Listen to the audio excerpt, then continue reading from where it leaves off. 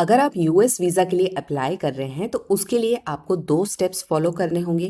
पहला स्टेप होगा आपका फॉर्म DS 160 फिल करना और इसका कंफर्मेशन सेव करना।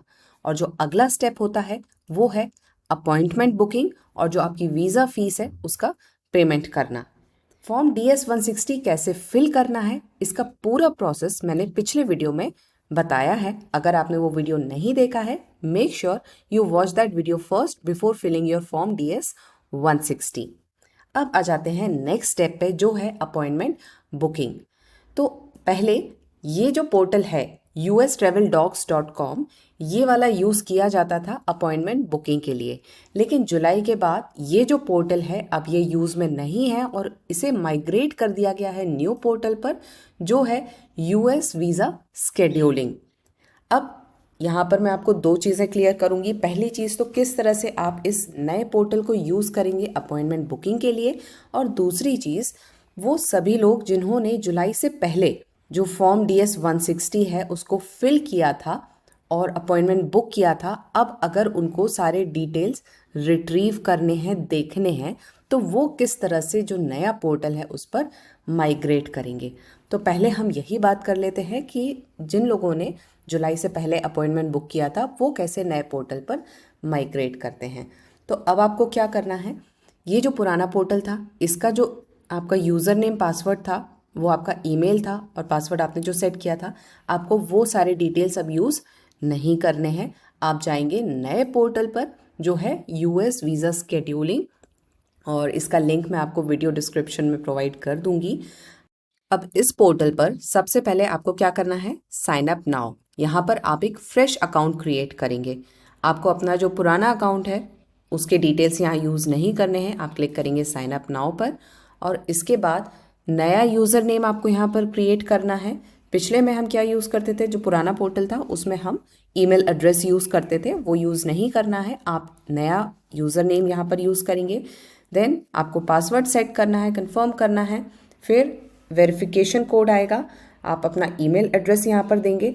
अच्छा, अब यहाँ पर आपको ध्यान रखना है, ये 2 तरह से है।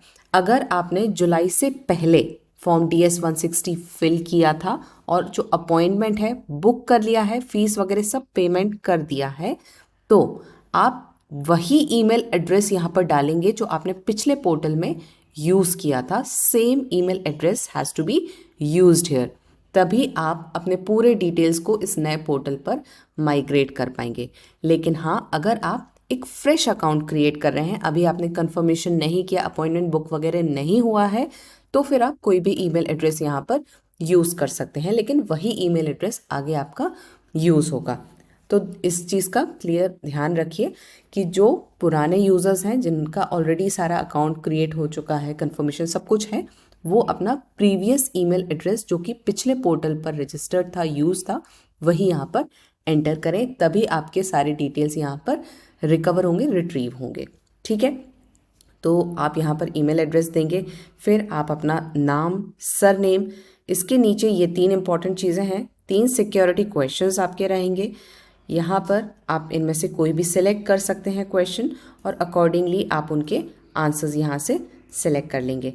बस ध्यान आपको इतना रखना है, यहाँ पर जो भी आंसर आप टाइप करें केस सेंसिटिव होते हैं, मतलब कि अगर आपने कहीं कैपिटल लेटर यूज़ किया है तो वही यूज़ करें। ऐसा नहीं करना है कि मिसमैच हो, कहीं कैपिटल यूज़ कर लिया, फिर नेक्स्ट टाइम आप जब ओपन कर रहे हैं इस पोर्टल को तो आपने स्मॉल लेटर यूज़ कर लिया, तो फिर आप लॉगिन नहीं कर पाएंगे। तो जो आंसर पहली बार में आप यहाँ पर टाइप कर रहे हैं, आप उनको कहीं पर नोट डाउन कर लीजिए जिससे कि आप भूलें नहीं, और जब भी आप नेक्स्ट टाइम लॉगिन करें तो सेम आंसर आपको यहाँ पर यूज़ करना है, तभी आप प्रॉपरली लॉगिन कर पाएंगे। अब क्योंकि मेरा ऑलरेडी एक अकाउंट क्रिएट हो चुका है तो मैं अपने जो नेसेसरी डिटेल्स हैं उनको फिल करती हूँ और फिर आगे का प्रोसेस आपको शो करती हूँ।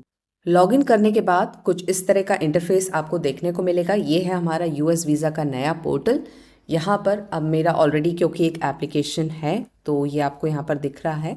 और अगर आप फ्रेश एप्लीकेशन या फिर फ्रेश साइन अप करेंगे तो यहाँ आपको ऑप्शन मिलेगा स्टार्ट न्यू एप्लीकेशन का। इसके नीचे आ जाता है अपॉइंटमेंट कंफर्मेशन। तो वो सभी एप्लीकेंट्स जिन्होंने जुलाई से पहले अप्लाई किया था वो अपने अपॉइंटमेंट के सारे डिटेल्स यहाँ पर देख सकते हैं। इसके नीचे आ जाता है मैनेज अपॉइंटमेंट्स वाला टैब। तो अगर आप अपना जो अपॉइंटमेंट है, डेट है, उसको चेंज करना चाहते हैं या उसमें कुछ बदलाव करना चाहते हैं तो वो आप यहाँ से कर लेंगे। कुछ इमरजेंसी रिक्वेस्ट हैं यहाँ पर, अगर कोई ऐसी इमरजेंसी है आपको जो आप रिक्वेस्ट करना चाहते हैं तो वो भी ऑप्शंस हैं। फीडबैक रिक्वेस्ट और मैसेजेस। अच्छा, ये जो दो चीज़ें हैं मैसेजेस, जब आपको कोई डाउट होता है आप इनको मेल करते हैं तो जो उनका रिप्लाई होता है वो मेल पर आता है, लेकिन वो आंसर उस पर नहीं होता, उसमें लिखा होता है कि आप अपना आंसर फीडबैक रिक्वेस्ट टैब के अंडर जाकर देख सकते हैं। तो वो सारे आंसर्स आपको यहाँ पर देखने को मिलेंगे। अब यहाँ कुछ एक और चीज़ें दी गई हैं, जैसे कि आप पिकअप की जो फैसिलिटी है वो अवेल करना चाहते हैं, क्या आप अपने डोर स्टेप पे अपना पासपोर्ट डिलीवर करवाना चाहते हैं तो उसके लिए कुछ प्रीमियम फ़ीस फिल करनी होती है जो कि 850 रुपीज़ है फॉर वन पासपोर्ट। मैंने 2 किए थे तो दोनों का 850 लगा था मुझे। इसी तरीके से अगर आप माइनर के साथ जा रहे हैं तो आप उनका एक फ़ोटोग्राफ ज़रूर लेकर जाएं क्योंकि वो देखा जाता है। बायोमेट्रिक में ज़रूर उन्होंने देखा था, वीज़ा इंटरव्यू में उन्होंने नहीं देखा था, लेकिन हाँ इट्स बेटर कि आप एक 2 फ़ोटो कम से कम लेकर जाएं। और जो फ़ोटो के स्पेसिफिकेशंस हैं वो भी इनकी वेबसाइट पर अवेलेबल है, वो मैं आगे वाले वीडियोस में आपको बताऊंगी कैसे क्या करना है। तो ये एक बेसिक ओवरव्यू मैं आपको दे रही हूँ। अगर आप रिन्यू करवाना चाह रहे हैं तो वो उसका केस है, फिर कॉन्टैक्ट नंबर, ईमेल आईडी, तो ये सारी चीज़ें आपको यहाँ पर दी गई हैं, आप इन्हें देख सकते हैं, पढ़ सकते हैं। तो नीचे आपको आपके वीज़ा से रिलेटेड डिटेल्स मिल जाएंगे, कितना फ़ीस आपने पे किया है, कितने डिपेंडेंट्स हैं। जैसे मैं माइनर के साथ ट्रैवल कर रही हूँ तो फिर वो मेरा एक डिपेंडेंट वन आ गया। फिर आपकी वीज़ा इन्फॉर्मेशन कहाँ पर है, किस तरह का वीज़ा है आपका, वो सारी डिटेल्स यहाँ पर हैं। इसके बाद आ जाती है आपकी डॉक्यूमेंट डिलीवरी इंफॉर्मेशन, मतलब आप अपना जो पासपोर्ट है वीज़ा स्टैंपिंग के बाद कहाँ पर डिलीवर करवाना चाहते हैं तो वो एड्रेस यहाँ पर मेंशन्ड होगा। और जो आपका अपॉइंटमेंट का डेट है, अब क्योंकि मेरा ऑलरेडी हो चुका है ये सारा प्रोसेस कंप्लीट तो यहाँ पर ये आ रहा है। आपके केस में अगर आपने पहले अपॉइंटमेंट बुक किया होगा तो जो डेट है, कहाँ पर है, किस दिन है और कितने बजे है, ये सारे डिटेल्स आपको यहाँ पर देखने को मिल जाएंगे। जो अपॉइंटमेंट कंफर्मेशन वाला टैब है उसमें आपको ये सारे डिटेल्स यहाँ पर देखने को मिलेंगे। इसके साथ साथ पासपोर्ट स्टेटस, तो यहाँ आपके last 4 digits of passport number और क्या स्टेटस है वो मेंशन्ड होगा। अब अगर आपका इंटरव्यू नहीं हुआ है तो ये जो स्टेटस है उसके नीचे कुछ भी नहीं लिखा होगा, ब्लैंक होगा। ये सब अपडेट तब होता है जब आपका इंटरव्यू हो जाता है, फिर आपका जो पासपोर्ट का स्टेटस है वो कहाँ देख पाएंगे आप, तो वो सारी चीज़ें आपको यहाँ पर देखने को मिलती हैं। तो इस तरह से आप पूरे डिटेल्स देख सकते हैं नए पोर्टल पर। और अब हम बात कर लेते हैं कि अगर आपको एक नया एप्लीकेशन फिल करना है तो वो आप कैसे करेंगे। आप जाएंगे इस पहले वाले टैब पर, close application and start new application पर। उसके बाद जो भी आपसे डिटेल्स पूछे जाते हैं, जैसे कि वीज़ा टाइप जिसमें आपको सिलेक्ट करना है नॉन इमिग्रेंट वीज़ा, इसके बाद select your country of residence, फिर लैंग्वेज आप यहाँ पर जो आपका लैंग्वेज प्रेफरेंस है वो आप सिलेक्ट करेंगे, इंग्लिश या फिर हिंदी। इसके बाद जो वीज़ा कैटेगरी है वो कौन सी है, इसमें आपको 2 कैटेगरी मिलेंगी, B1 B2, तो आपको सिलेक्ट करना है B2 वीज़ा। और इसमें टूरिज़्म के साथ 2 ऑप्शंस रहते हैं, एक होता है आपका ऑफिशियल विजिट या फिर बिजनेस विजिट, और दूसरा होता है आपका फॉर मेडिकल रीजंस। तो आप सिलेक्ट करेंगे टूरिज़्म/मेडिकल रीजंस या मेडिकल विजिट। के बाद जो आपके पासपोर्ट के डिटेल्स हैं वो सब आपको एंटर करने होंगे, जैसे कि passport number, date of issuance कब तक वैलिड है, डेट ऑफ बर्थ, नेशनैलिटी, आपका फर्स्ट नेम, लास्ट नेम, और लास्ट में आपको बताना है कि आपका DS 160 कन्फर्मेशन नंबर कितना है।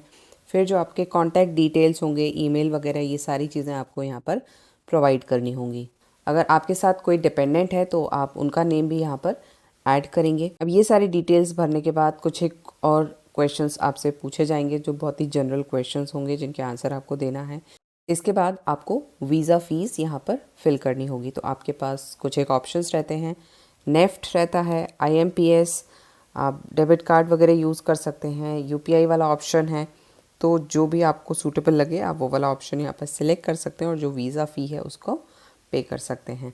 तो पूरे डिटेल्स आपको अवेलेबल रहेंगे, IFSC कोड वगैरह कहाँ पर पे करना है, अकाउंट नंबर, सारे डिटेल्स यहाँ पर मेंशन रहेंगे।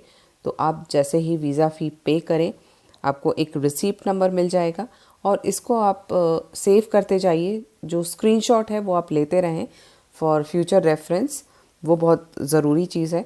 और कई बार आपसे पूछ लिया जाता है वीज़ा फ़ी कंफर्मेशन का, तो जहाँ भी आपको प्रिंट वाला ऑप्शन मिलता है वो आप ले लीजिए और स्क्रीनशॉट लेते चलिए। इसके साथ साथ आप अपना बायोमेट्रिक और जो इंटरव्यू है उसको स्केड्यूल कर लेंगे।